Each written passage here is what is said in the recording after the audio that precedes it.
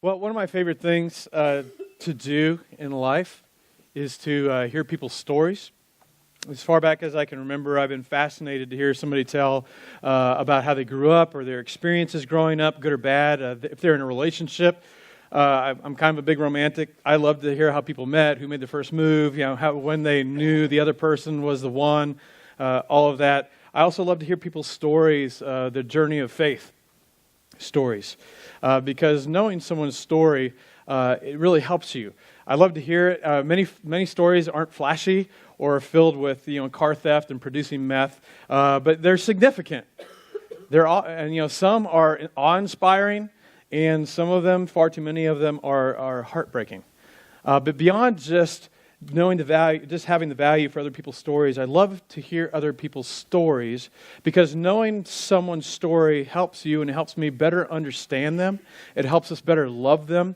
It is far more difficult to judge or misjudge people if you know their stories. In fact, one of the quickest ways to overcome judgment or misjudgment in your life when it comes to people is to actually spend time with people that you tend to judge, to get their stories.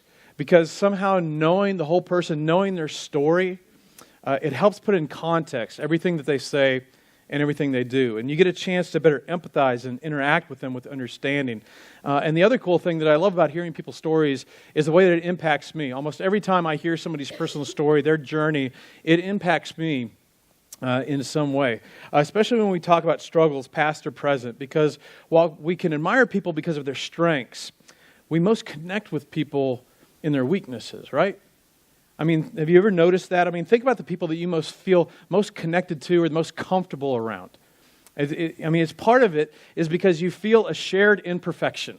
It's like the playing field is level. I don't have to pretend. I don't have to fake it. That we can know and understand one another. And so knowing someone's story can help you better interpret what they say and what they do. And some of you, you've known me for several years, but most of you, you've only known me for a short time, or you've known me from a distance. Some of you don't know me at all. This is only your first, second, or third time, and you don't have a clue who I am. And as I said, not really knowing someone makes it easy to maybe misunderstand or misjudge what motivates them, why they do what they do, why they say what they say. And so if you're considering being engaged in this community, I mean, some of you already are, and you don't even really know me that well, but if you're going to be engaged or you're considering being engaged in this community, I feel it's important for you to better know and understand. To know and understand the one who 2.5 years ago sat with a group of young adults in the evening on a back deck of my home, along with my wife, and we dreamed. And we dreamed of something. We dreamed of a different kind of a Jesus community in Wichita, a dream that was both exciting and terrifying all in one, especially for my wife.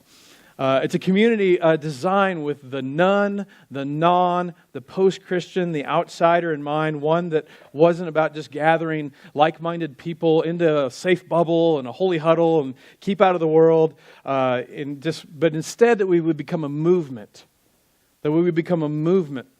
that helps people find and follow Jesus, and then catalyzes individuals to be change makers into the city. As my friend Jerry likes to say, that we gather and then we scatter to impact the lives of the people with radical love and the good news of Jesus. And my hope is that when you leave here today, that you'll have a better understanding of who I am and why I do, what motivates me, what my end game is, that you would be given a set of lenses to be able to more accurately interpret the things that I say or what we do as a community, why we do it, and that you'll discover a connection between what you hear today and your own personal next step and your own personal pursuit of Jesus, your own personal faith journey. So the short version of my story is this, and some of you have heard it, but many of you have not. I was born in southeast Kansas in Parsons, which is exactly in the middle of nowhere. My parents were in college, and then after they graduated, my dad, my folks and I was a baby, we moved to Wisconsin, to Milwaukee, Wisconsin, where my dad was a school teacher, my mother became a hairdresser, and it was a complex situation. I'll just say it like that. There was some complexity to the relationship and the dynamics that I grew up in. And when I was 8, my parents divorced. It was interesting because we went to church, but then experienced a lot of dynamics in what was going on in the home, and there just was some things that didn't line up. And so my dad and I moved from Wisconsin to Wichita, and part of that we had some extended family in the area. My grandparents lived not far away. And so we moved here to start over. And my dad went from being a school teacher to a guy gave him a chance to work at Beechcraft at the time, gave him a foot in the door. My dad he plugged in and did really well. I was 8 years old, middle of 4th grade, and we started attending a church here in Wichita. And after going for a little while, my dad is not one to sit on the sidelines, so approached some of the leadership and said, hey, I'd really like to serve. I've trained in music, and I love kids and would love to serve. And at first they were really excited and said, well, tell us more. And they were kind of getting the story, and I was with them. And especially at that point in history, and especially in the state of Kansas, single dads were kind of unheard of. And so the leaders asked, well, Mr. Pickering, we hate to ask, but how did your wife die? It's like, well, my wife didn't die. I'm divorced. And at that point, they didn't care about any details or any reasons or what was going on. Oh, well, Mr. Pickering, then you can attend, but that's going to be about it. And my dad was at such a vulnerable point, and granted, was an overreaction, it was, but literally he said, screw the church. And for the next 25 years, other than a wedding or a funeral, wouldn't step foot in one. There have been some other things along the way. And so, essentially, the home that I grew up in was a little bit hostile towards the church. And I struggled with had a lot of issues at that point. I was ADHD and still am. Just spend a little time with me, you'll figure it out. And so that made me really interesting to both raise and try to educate for my teachers and all that. So I got in trouble quite a lot. I spent more time in the principal's office than the classroom. And I also struggled with a moral compass because I wasn't involved in a community, and I was growing up in a home that was a little bit hostile. And so the other things that tied into it was about 8 years old was my first exposure to hardcore pornography.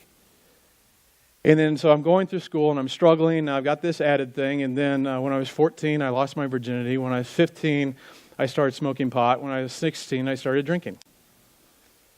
And I kept trying to add these things because I had to struggle because I actually believed in God. I actually believed in Jesus. In fact, in high school, I actually had a Bible my parents gave me when I was 14. If you knew me at 14, you'd know why they gave me a Bible. And I actually would take it to school and I would read it and mark it. I still have it to this day. It's like falling apart. But I was really struggling because I believed in certain things, but at the same time, I constantly live with but I can't be saved. Like I believe in this, but there's some things in my life I've got to get in order. And so I was kind of living this pattern of life. Now, along this, I had grandparents, both my mother's parents and my dad's parents, that they were phenomenal influences in my life. Anytime I was with them in Oklahoma or southeast Kansas, you better believe they had me going to church with them because they had me, so you're coming to church. And man, they just were great people. They were so gracious and generous and hospitable and loved their neighbors and always had a pot of coffee ready. And if anybody showed up, nobody was leaving grandma's house hungry, which is part of the reason one set where they couldn't get their arms around each other because they had a lot of company. And but they loved each other, and they were filled with love and their churches. And so I grew up with kind of this whole kind of mixed up scenario and picture of what is church and God and to be a Christian and all of that. And then you fast forward, then I went into the military. I quit the pot because you can't do that in military. It doesn't matter if it's legal in some states now. But so then now I'm in the military. I'm traveling overseas into different countries, and I was just kind of your typical Navy airman. You pull into a port, and you're making new friends with girls, and that was my life. And then finally for me, it was March 20th, 1988 at 2 a.m. I had just gotten back. I had gone down to Tijuana because all the clubs down there, it was 50 cents margaritas and tequila shots, so that would fit my budget. And there was always college kids down there because the drinking age was 18. And met some girl down there from UCLA, went up for the weekend. And then I got back about 2 a.m. on a Sunday. I'm stationed on an aircraft carrier. I'm getting ready for bed. And the only way I can describe it is it suddenly hit me. I kind of had this vision. I saw my life for what it was. I saw this running from God and this just pushing him arm's length and this delaying that, I'll get my life cleaned up and together, and then, then I can be a Christian. Then I can be like my grandparents or other people they go to church with. Then I'll be good enough. Then I can belong to whatever that is. But what happened in that moment is I just knew I was just making things worse. I was just making them more complicated, not less complicated. And so I prayed with tears. God, if you're there and it's not too late, change my life. And the other thing that I prayed is that He would bring me to help me meet a Christian woman. Like in my mind, that was the other key thing. Like I got to have somebody help me with this. And so I did it for about an hour, just wept and prayed and surrendered. God, I give up. And went to the church, this great church the next morning just outside of San Diego. It was a church about 5,000. My theory was, well, if all those people go there, maybe they're doing something right. I've learned that's not always the best judge of a church. However, in this case, it was. It was an amazing experience from the moment I walked into the door. I met my wife, my future wife, that morning. So good day. I always say I met Jesus and my wife, same day. But for me, that was a defining moment. And then what happened after that was, it just was incredible. My whole life changed. Around that time, I stumbled upon what became one of my favorite texts in the Old Testament. It was written by a godfather named Isaiah. And Isaiah was a prophet. And a prophet was just simply somebody who was given the ability by God to be able to play the tape forward and see the directions that things were going, where things were headed. And some theologians refer to Isaiah as the fifth gospel, because there's so many parts in Isaiah where it's just looking forward to the one that would come, the grace bringer, the healer. It vividly describes the person, the life, and the point of Jesus about 700 years before He even arrives on the scene. And early in the book of Isaiah, in Isaiah chapter 6, we don't know if it was a dream. We don't know if Isaiah was sleeping, he has this dream, or if God was somehow just showing him something in his mind. Isaiah describes it as a vision. But somehow God drew him into an experience that felt absolutely real in the moment. And he describes this moment in this dream, this vision, where suddenly he's somehow in the presence of where God dwells. And as you would expect for Isaiah, this is dramatic, it is extraordinary, and it's terrifying. And in his terror, in this moment, he realizes, I am standing before God. And he exclaims, woe to me! For I am ruined, for I am a man of unclean lips, and I live among a people of unclean lips, and my eyes have seen the King, the Lord Almighty. In other words, Isaiah interprets the fact that he's in God's presence as the same way we would. He thinks this is it. Like, I don't know what happened, but the only plausible reason that I am now in God's presence is somehow my chances are over. All my chances to do good or be good are done. And now I'm about to be weighed and measured. This is my judgment day. And he fears exactly what we would fear. Somehow in these proceedings, they're going to print off my entire browsing and text message history that I tried to delete off my phone and laptop. It was apparently saved in the cloud. Yeah, I thought that was funny. They're going to pull up my entire Netflix history, pull up a video on the Jumbotron of everything that I've said or done, or, oh my gosh, every secret thought, every secret judgment, every secret fantasy. Some of you are flashing back to your old Baptist days. Every word, mumbled under my breath. Every time I knew the good that I should do and chose not to do, or I chose to do the opposite of the good that I should do, or the times that I used others for my benefit. And Isaiah's mind goes immediately to all the things that our minds would go to. If suddenly we were standing before God to be judged, seeing Him as He truly is, all of His fullness, nothing hidden from the being that transcends space and time, who created the universe, who created us, a God for whom there are no secrets. And for all of us have an area or areas of our life where we have a chronic sense of falling short in our own eyes, let alone God's, right? So it makes perfect sense that Isaiah immediately passes judgment on himself. He says, I'm a man of unclean lips, living among a people of unclean lips. I'm a mess. I'm broken. I live among a people that are broken.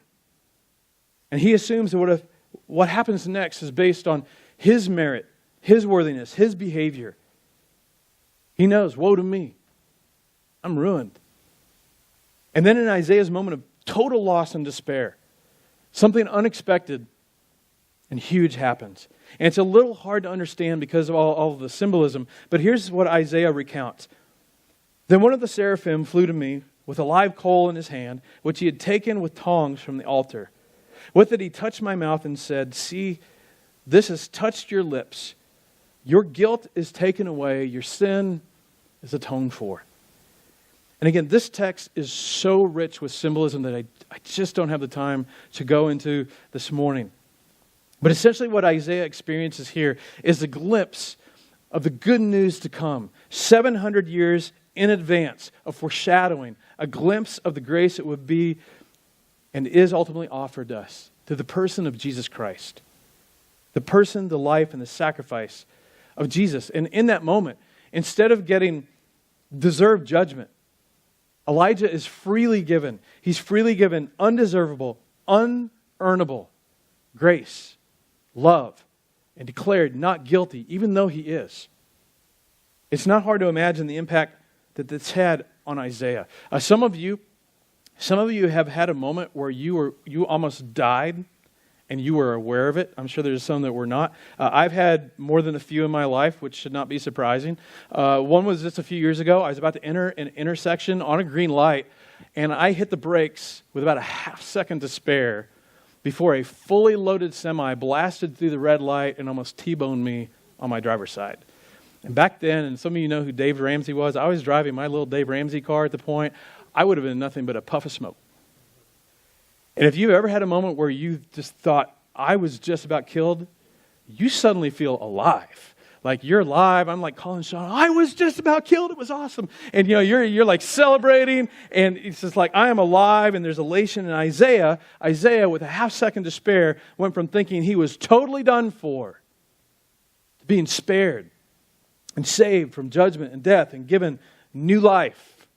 Be a great name for a church. Isaiah, he's caught up in this moment of indescribable joy and gratitude.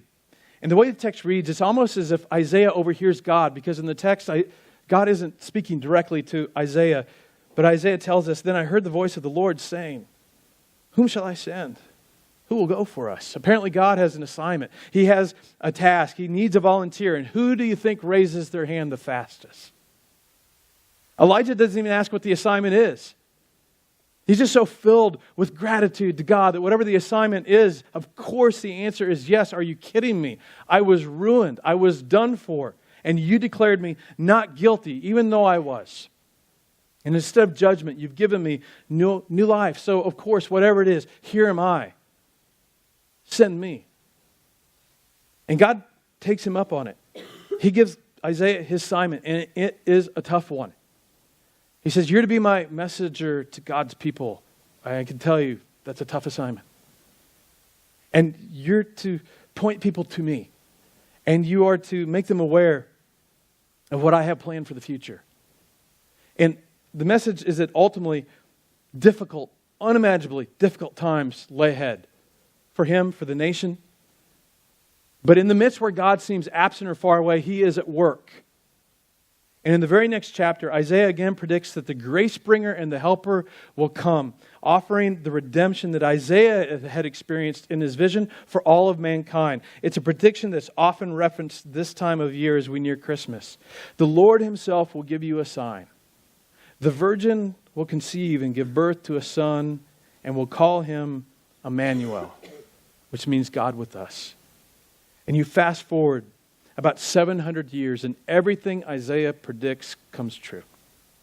The grace bringer comes. He teaches, he heals, he performs miracles. But as Isaiah predicts, those who should have recognized him don't. And as Isaiah predicts, they cut him down. And he's buried.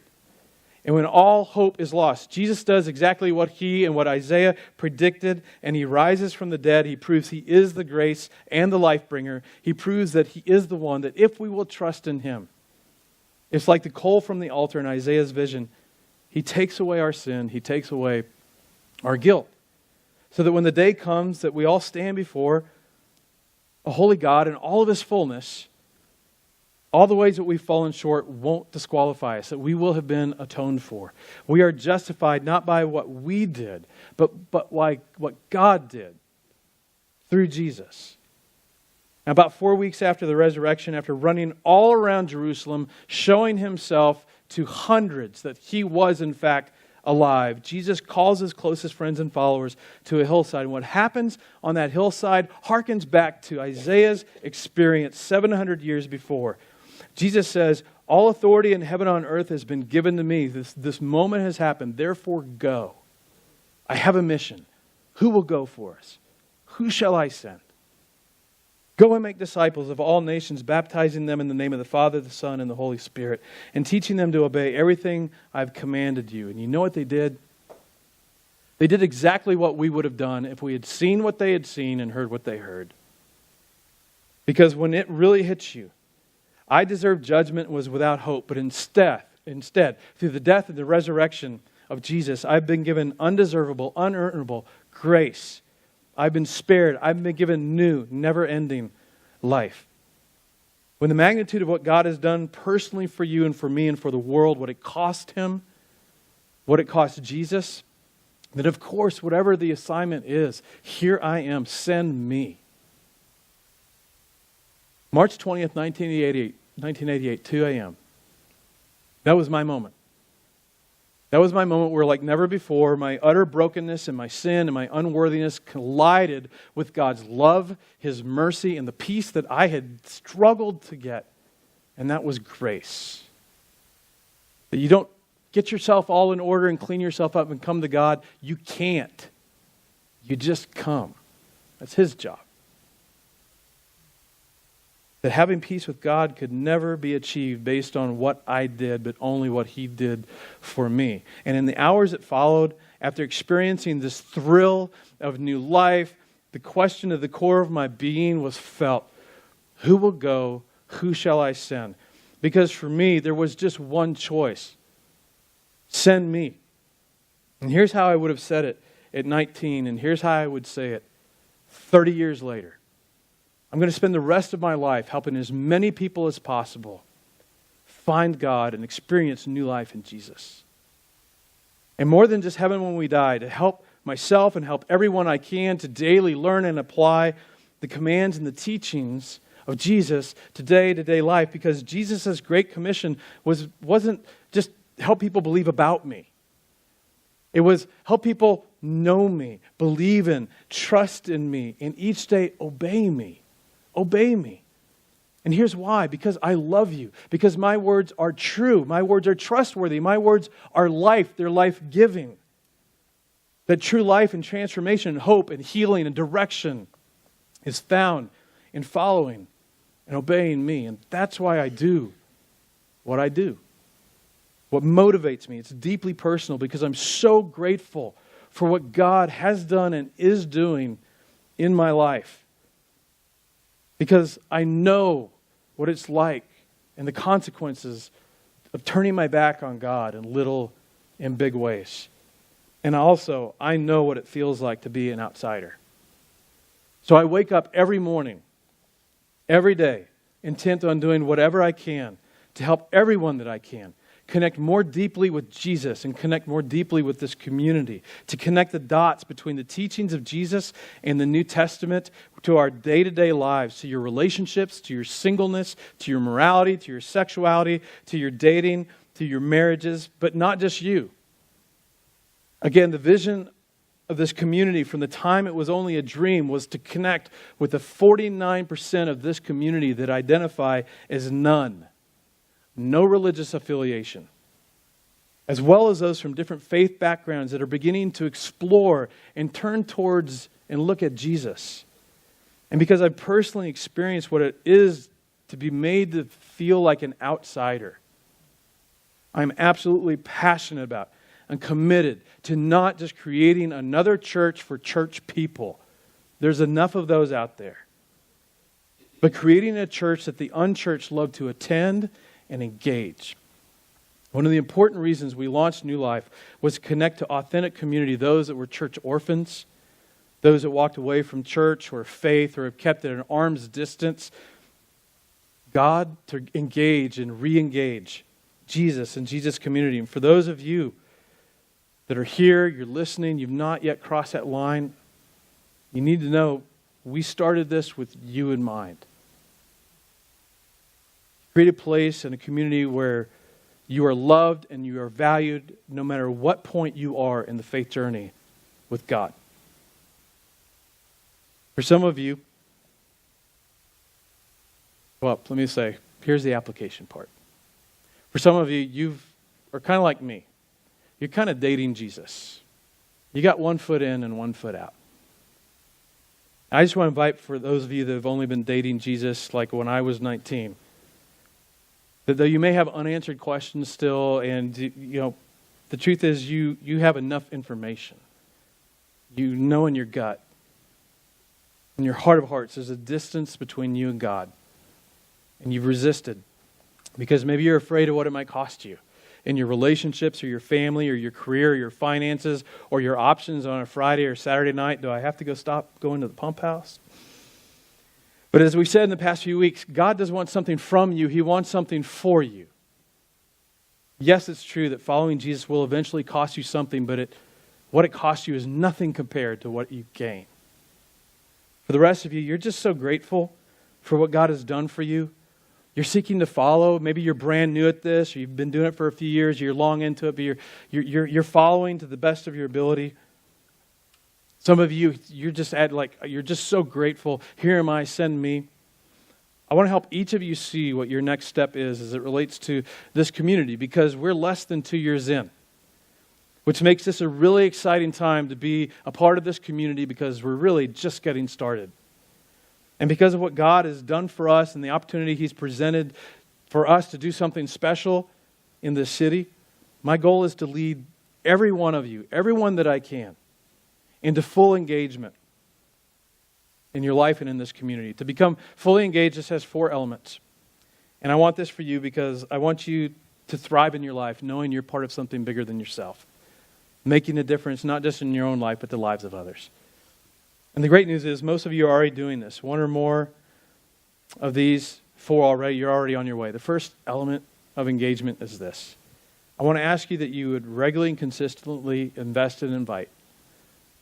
You'd say, Chad, that's 2 things. I know that, but they're connected.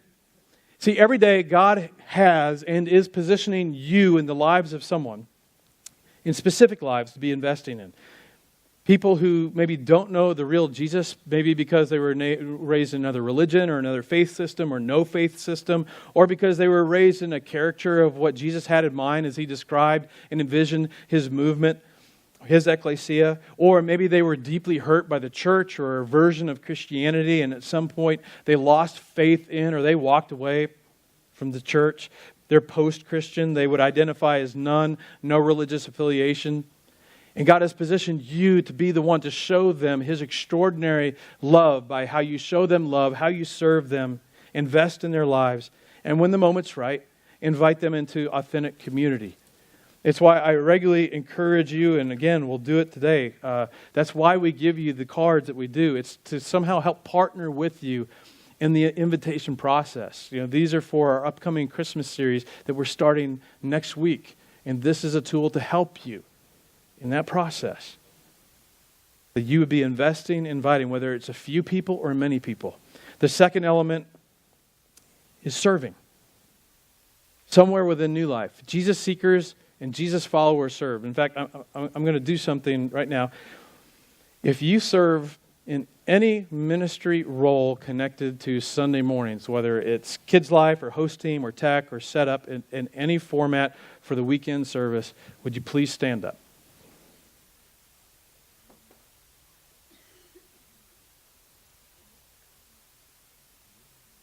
Oh, stand up. Don't make me pick you up. So, okay, stay standing. Guys are so awesome.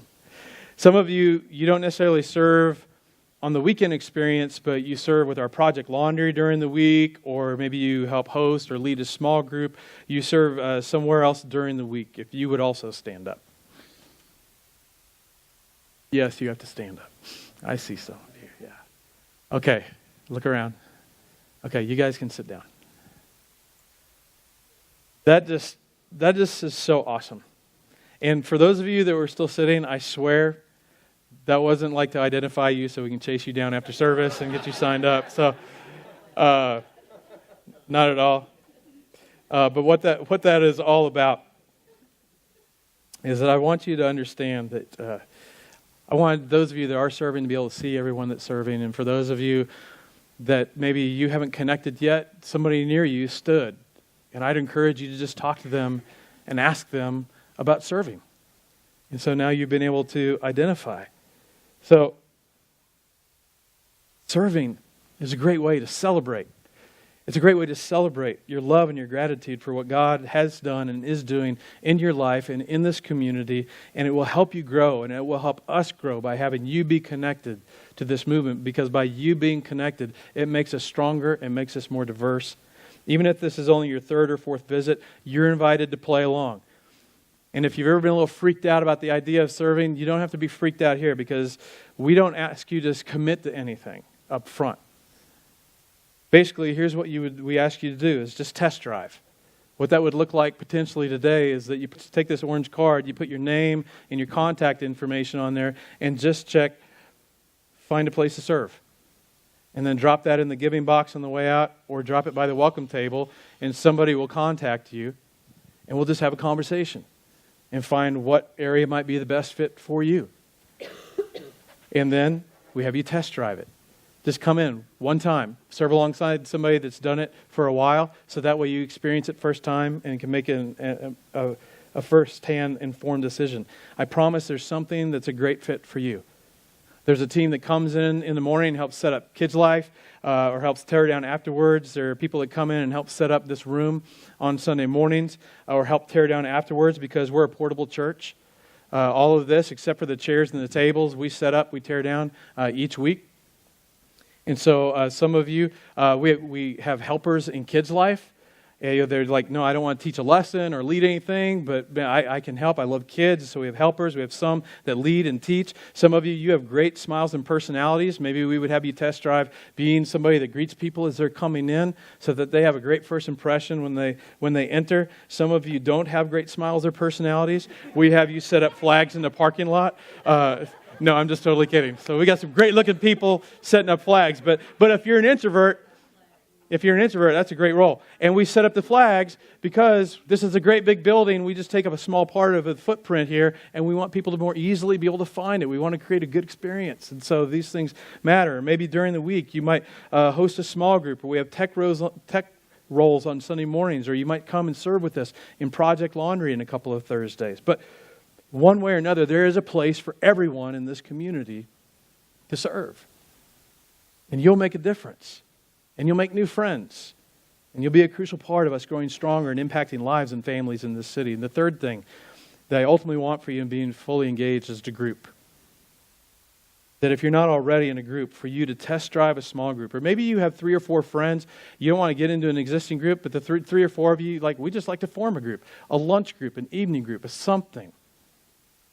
Because my goal for you is to have the best quality of life. And we're not designed to do life alone. About 3 months ago, I initiated a new group with my wife and I and 2 other couples.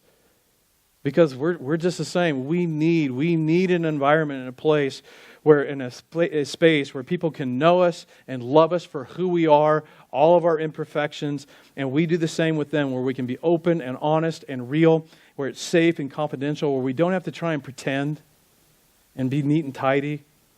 And so many of us, part of the reason that we're still having some of the same struggles and battles in our life that we were having years back is because we continue with the strategy of trying to do it on our own. And I want you to have an abundant life. Some of you, you need to be in a group because you're at a place of strength right now, mentally, physically, spiritually. You go like, I'm doing great. Well, here's the thing. If God's given you abundance in those areas, that's not all for you. He's given that so that you can come alongside people, they're not so full. Or maybe they're almost empty. And you're the one that can encourage them and lift them up and walk alongside them. So please, if you're not already engaged, at least test drive a small group. Or we'll help you start one. And again, this card is your friend. Just fill it out. Connect to a small group. find a group. Okay, the last thing before we wrap up, the fourth element of full engagement. And I want to say this, as most of you know, we serve the under-resourced and the poor in our community through Project Laundry.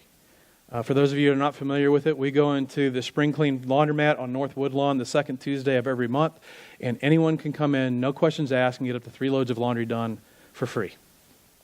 No questions asked. We also provide a meal. Some of the volunteers have been part of that. They created like a space and a place for kids. And in our first 5 months of doing Project Laundry, we've been able to provide 586 loads of laundry for people. We've had moms and individuals come and tell us, if it weren't for you, my kids wouldn't have clean clothes to wear to school. 212 people. We're averaging about 42 people or families a night. Now, and the cool thing is some of them, they're coming back. We love serving the under-resourced in this way, but it costs. It costs about $500 a month because we are sometimes not super smart, we decided to launch this right about the time we took a $2,400 a month drop in our monthly support from the church planting arm of the denomination that we're part of. Like, we just need to do this. We need to do this as a church. In addition, when we launch New Life, we launch with a special affection and a heart for the next generation.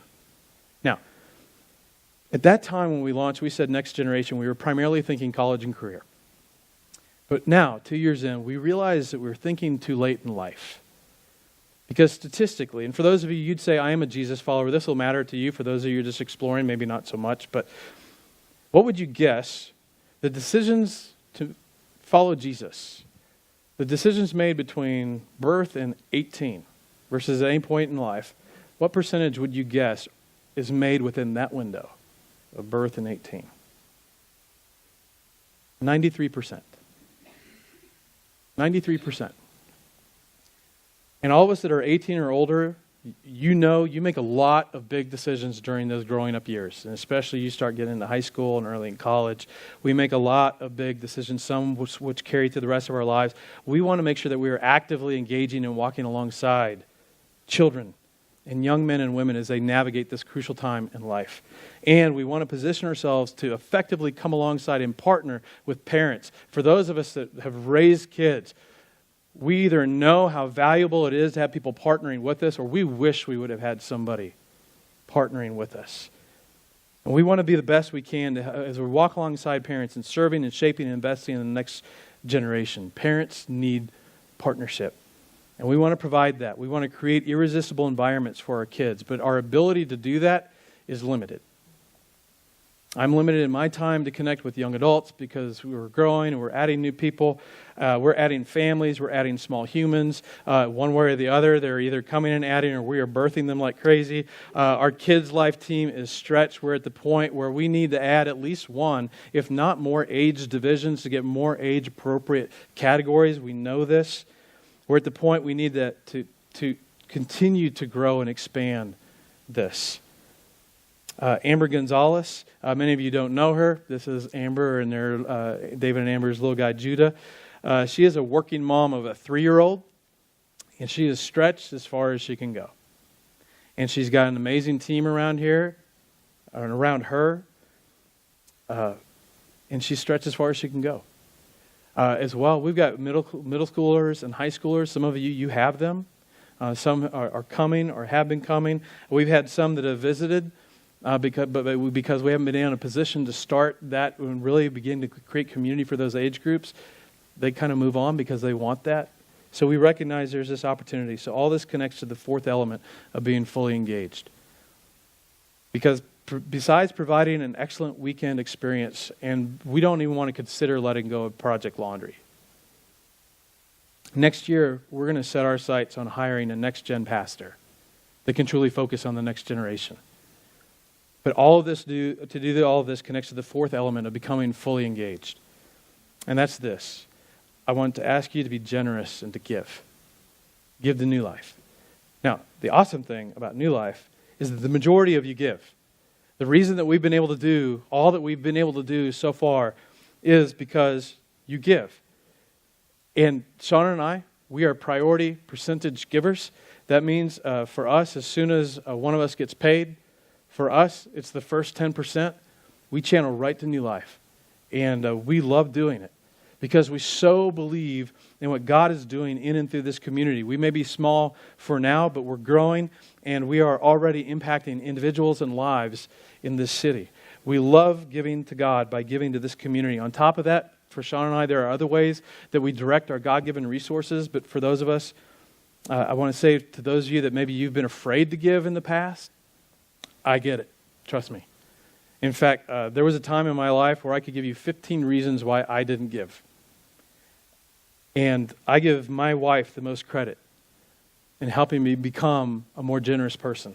Early in our marriage, I was stingy and I was not generous. I didn't mind spending money on me. Like, I was all down. In fact, I had no problem whether we had the money or not. Like, I'll spend it on me. Then Dave Ramsey changed that. But I was not stingy. I was stingy and I just was not generous. And my wife helped me with that. So I can tell you from personal experience. And you're surrounded by people that they could share their stories. That there's a deep personal sense of joy and purpose and fulfillment that comes in giving and being generous and investing in something bigger than yourself. Something that just consuming can never give you. And honestly, there's something really fun about pooling our resources together to do something bigger that on our own we could not accomplish on our own. So I'm not just asking you to give. I'm just asking you individually, because the title this morning is It's Personal. For you to just personally take your next step in giving. And to be clear, we never are asking you to give to a church. When we invite you to give here, we're inviting you to give to the impact that we can have together as a community. This isn't about paying rent, it's about changing lives. It's about not being mastered by our money, and we all know what that feels like. And generosity breaks the grip that money has on our hearts. So, for those of you that maybe you never give, or you rarely give, your first step is simply to begin. To simply pick a percentage. Maybe it's 1%. Maybe it's 2%. Maybe it's 4%. Maybe it's 6%. Maybe you've got great margin today, you just go right to 10. But whatever it is, pick a percentage and then set it up on recurring giving. My wife and I'll be honest, up until just recently, for me, there was like this personal thing. No, I want to, like, when I get paid, get online and go through the process and give. It was kind of a spiritual exercise for me. I wouldn't put that on anybody else. But my life's gotten so busy, like, you know what? I'm not actually like cheating God by not doing the process, because if I'm putting on recurring, well, then I'm making it priority. So I'm just saying there's great value in do it. But pick a percentage and then set it up to be automatic. And here's the thing. Again, by doing this, then you play an important part. And it's not just continuing to do weekend service and what we're offering the community here and offering Project Laundry, but you position us where in 2019 we can be strong in serving our community and then serving the next generation. For those of you sporadically give a check from time to time, maybe online from time to time, I just kind of very similar. I want to invite you to pick a percentage.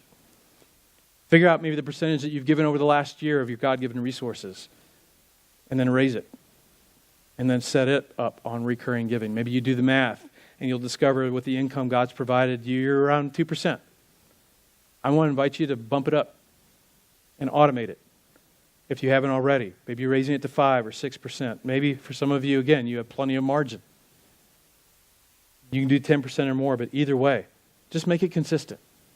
Because again, we don't just want to keep Project Laundry going, but we want to be in a position where we can do more to serve in our community when those opportunities arrive. Or because we're in a place we need to find another way to invest in this community and to make a strategic hire for the next generation. Then for those of you, you're like Sean and I, you're a priority percentage giver. You give 10%, you maybe give more. It is a joy for you to fund what God is doing. Combined with that, you find yourself in a season of life where you have good and ample margin in your finances. Some of you, God has afflicted you with wealth. Here's your next step. In addition to automating, if you haven't already, in addition to considering increasing your monthly giving, and that's something that Shauna and I are doing as we go into 2019. We're increasing our monthly giving. And everybody's invited to play in this, but maybe you, from your extra margin or maybe your stored assets, you consider a year-end gift that would give us the seed money to position us for hiring a next-gen pastor. Above and beyond regular giving, Because, by the way, robbing Peter to pay Paul, the math does not work. Like if you're regular giving and say, oh, I'm going to just channel that over here. That's not how it works. But my goal would be by the end of the year that we would raise $25,000. And I believe we can do it. Sean and I are already bumping up our monthly giving for 2019, and I'm just asking you to do what we're already doing, and that's beginning to have a conversation, to pray about it. God, what would you have me do above and beyond so that we enter 2019 from a position of strength as a community? And then we'll decide on an amount and we'll give it. But it will be an amount that we feel. And I hope that makes sense. I'm just asking you to do that. We can do that. And we should have some fun with it. I believe that we have what it takes to partner together to come up with the seed money for a next generation leader. And I say seed money because at the moment for us financially it's not doable. But a seed money up front would position us to move forward. So to be crystal clear, we're setting a financial and year-end giving goal of $25,000 above and beyond our regular giving. And my wife and I are right in this with you. I'm not inviting you to do something that we are also not being a part of. So what I'm asking requires sacrifice. And we're all in. We're overjoyed with what Jesus has done for us. And the gratitude and the anticipation that we have for what the future holds, it's a pleasure to be generous towards what God is doing, to give towards what we create here on the weekend, through the week, and loving and serving the under-resourced and impacting the next generation. So, I just want to ask you to start praying and talking about it. Figure out a number that's in your comfort zone, and then I want you to pray about it some more. Move that number up until you come up with a number that you feel it. So, if you're a first-time giver, that's your next step. Just begin to give. If wherever you fall in that you would be a part of this. So we share this each week, the ways to give. You can give in person. We have a giving box in the back. You can go to newlifewichita.com. You can give online or set up recurring giving, or you can text them out 84321. We try to make it as simple as we can. As someone who cares deeply for you and wants you to thrive in your relationship with God, your relationship with Jesus, your relationship with one another, and those He's put in your life, I want you to live each day knowing that you are fully invested in something bigger than yourself. And so, fully engaged, to invest and invite, to serve, to give, group, and to give. That's our goal for you. So that by doing this together, we would serve others, we would reach into this community and impact, reach people that no one else is reaching. So I'm going to pray and then I'm going to dismiss you. God, all of us walked into this building today with stuff. We've got things going in our life, people that are close to us, that they're struggling with something. And I just pray for each one of us as we leave today. God, that if for those of us that follow you, if any way we lost some of that passion or that edge, that God, we would just have that reignited, just remembering the magnitude of what you've done for us. And that, Father, that we would not be afraid to step out in ways that you may be challenging us to step out of our comfort zone to make an impact in the lives of other people. I pray, God, that you leave here today with each of us in a tangibly felt way. And that, God, that you would do dramatic things in our life to help us see you above the chaos and the busyness and the craziness of everything else. That you not get lost in all of that. So I pray all of this in the name of Jesus. Amen. All right, you guys have a great week. Invite somebody to Christmas series next week. See ya.